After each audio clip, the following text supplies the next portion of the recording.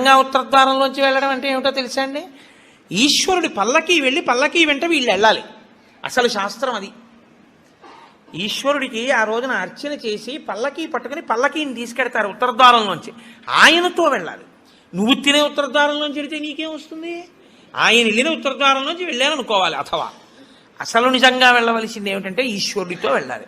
కనీసంలో కనీసం నీ బాధ్యత ఏమిటి? ఉత్తర ద్వారంలోంచి నువ్వు వెళ్ళాలనుకుంటే ఈశ్వరుడితో వెళ్ళేటప్పుడు ఎలా వెళ్ళాలో నువ్వు అలా వెళ్ళాలి.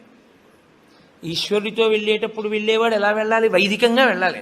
పైన చొక్కా బనీను ఏమీ లేకుండా ఉత్తరీయాన్ని మాత్రమే కప్పుకొని పంచ గోచీ పోసి కట్టుకోకుండా వెళ్ళకూడదు. గోచీ పోసి కుర్చీళ్ళు పెట్టుకుని వెనక్కి దోపుకోకుండా వెడితే మహాపాపం. వేదం పటలపన్నం చెప్తోంది. కాబట్టి కుర్చీళ్ళు పెట్టి గోచీ పోసి వెనక దోపి అన్నీ విప్పి ఉత్తరీయం వేసుకుని ఎవరి సంప్రదాయానుసారం వారు తిలకధారణ చెయ్యాలి.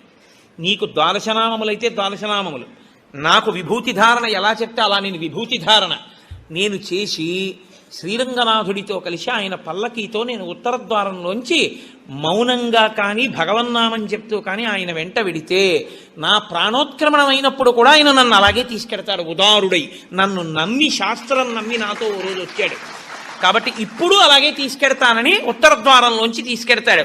ఇది ఇక ఏమీ చెయ్యలేను, నాకేమీ చేత కాదన్నవాడైనా కనీసం చెయ్యాలి.